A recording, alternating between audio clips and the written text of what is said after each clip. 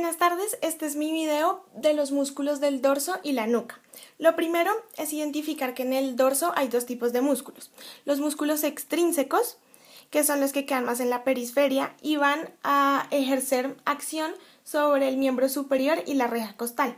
Y los músculos intrínsecos, que son los que actúan directamente sobre la cabeza y la columna vertebral y que están cubiertos por estos extrínsecos. En los extrínsecos vamos a tener dos grupos. Un grupo superficial, que tiene primer y segundo plano, y un grupo intermedio. El grupo intermedio es el que ejerce la acción sobre la reja costal y el superficial es el que ejerce la acción sobre el miembro superior. Y los intrínsecos solo van a tener un grupo, que son los profundos, que tienen primer, segundo y tercer plano. Para empezar, los músculos extrínsecos en el grupo superficial tenemos el músculo trapecio. El músculo trapecio se origina en la línea nucal superior, en la protuberancia occipital externa, en el ligamento nucal y en todas las apófisis espinosas de C7 hasta T12. Se va a insertar en el tercio lateral de la clavícula, en el acromion y en la espina de la escápula, en todo este lugar. Su función va a ser la elevación y la angulación de la escápula para poder hacer abducción y la retracción de la escápula. Va a estar inervado por el 11º par craneal, que es el accesorio, y esto va a ser la inervación motora. El dorsal ancho es este músculo también del grupo superficial. Este se origina en la apófisis espinosa de T12 a L5, en el sacro, en la cresta ilíaca y en las costillas de la 10 a la 12. Se va a insertar en el húmero. Su función va a ser la aducción, la extensión y la rotación medial del húmero y va a estar inervado por un nervio del plexo braquial, que es el nervio tóraco-dorsal. En el segundo plano vamos a encontrar el elevador de la escápula.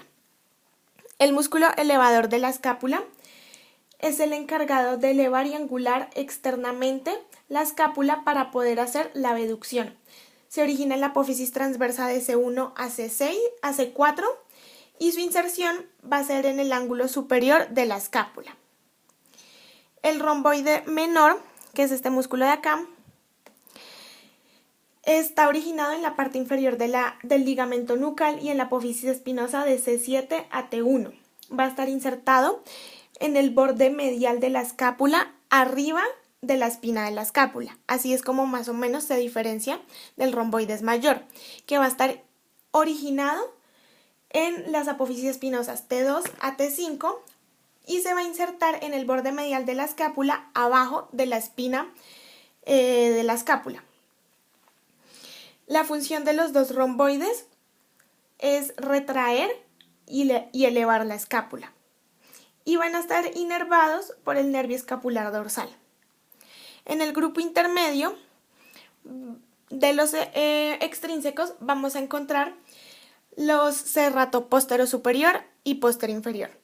El postero superior se va a originar en la parte inferior del ligamento nucal y en las apófisis espinosas de C7 a T3. Su función va a ser elevar las costillas, es decir, va a ayudar en la inspiración, y se va a insertar en el borde superior de las costillas 2 a la 4ª lateral a sus ángulos, aquí arriba de estas costillas. Y el serrato postero inferior está originado en las apófisis espinosas de T11 a L2 y se va a insertar en las costillas de la 9ª a la 12ª en el borde inferior de estas. Su función va a ser expulsar el aire, es decir, descender las costillas en la expiración. Para continuar con el grupo grande de los intrínsecos. Los intrínsecos, su grupo son los profundos. En el primer plano vamos a encontrar el esplenio de la cabeza y el esplenio del cuello. El esplenio de la cabeza se origina en la mitad inferior del ligamento nucal y en las apófisis espinosas de C7 a T, en la parte inferior del ligamento nucal y en las apófisis espinosas de C7 a T4.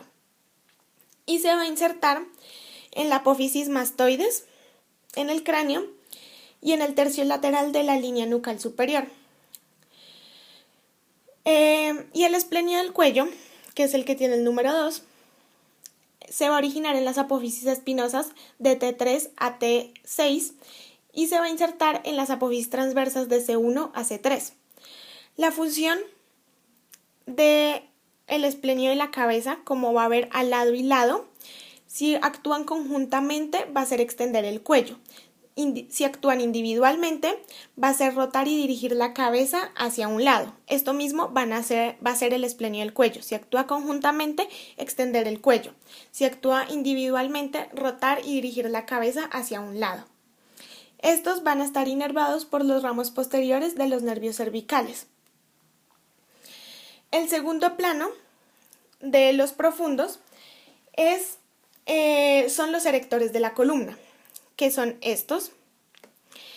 Estos se agrupan están agrupados en un solo grupo porque dicen que vienen de un músculo erector común o una masa común.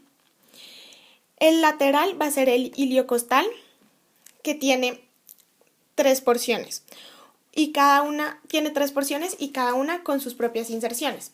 La primera porción es la lumbar, la segunda es la torácica y la tercera es la cervical del iliocostal. La función del iliocostal va a ser contraerse bilateralmente para hacer extensión y contraerse solo de un lado para inclinarse lateralmente. Va a estar inervado por los ramos posteriores de los nervios espinales. El longísimo es este músculo, también tiene 3 porciones, una torácica, una cervical y una de la cabeza. La función de este músculo es mantener la postura, extender la cabeza si se hace una contracción bilateral y la flexión lateral de la cabeza si se hace una contracción unilateral. Y también va a estar inervado por los ramos posteriores de los nervios espinales. El espinoso, que es el más pegado a la columna, es el encargado de la extensión de la columna y la flexión lateral. Va a tener también 3 porciones, una torácica, una cervical y una inconstante, que es la de la cabeza. Y por último, en el tercer plano, vamos a encontrar los músculos más profundos, que son los semiespinosos, que también tienen unas porciones, la porción torácica, cervical y de la cabeza. Este es el semiespinoso torácico, cervical y de la cabeza. La función de este va a ser la contracción bilateral para hacer extensión y la rotación contralateral de la columna y de la cabeza cuando es una contracción unilateral. Los multífidos, que son otros músculos que se encargan de la flexión lateral, la rotación y la extensión y la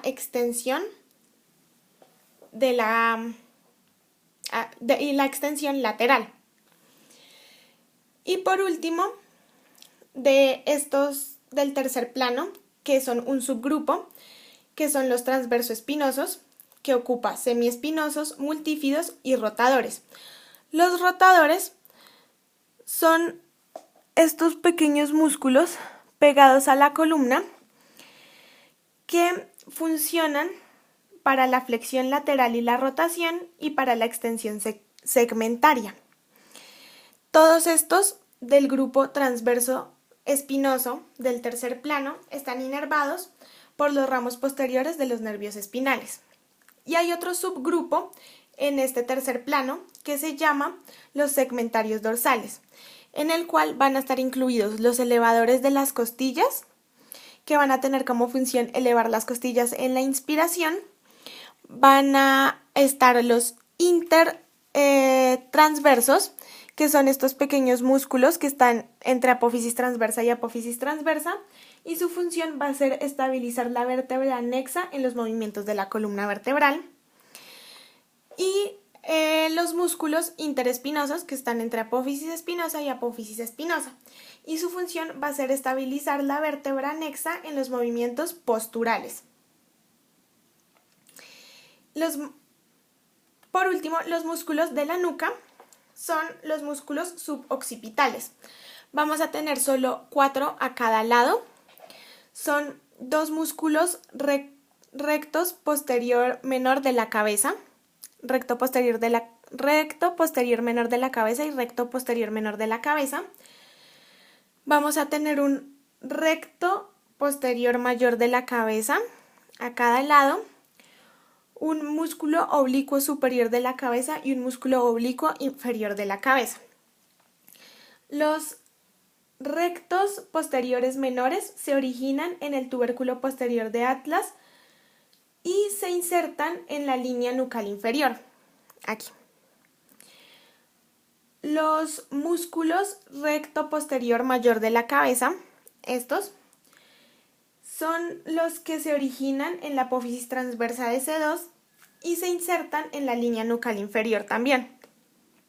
Por otro lado, los músculos oblicuo superior de la cabeza se originan en la apófisis transversa de C1 y se va a insertar en el espacio entre las dos líneas nucales, acá. Y el músculo oblicuo inferior de la cabeza, que se origina en la apófisis espinosa de C2 y se va a insertar en la apófisis transversa de C1. Apófisis espinosa de C2 a apófisis transversa de C1. En este lugar vamos a tener un triángulo suboccipital formado por el músculo oblicuo superior de la cabeza, por el músculo oblicuo inferior de la cabeza y por el músculo recto posterior mayor de la cabeza. Este triángulo es muy importante puesto que por él, en la mitad, va a pasar la arteria vertebral que ascendió por todos los agujeros vertebrales desde C6 a C1 y pasa por el surco para la arteria vertebral en C1 y entra al agujero magno por acá. Y también por aquí va a pasar el nervio suboccipital a entrar al agujero magno.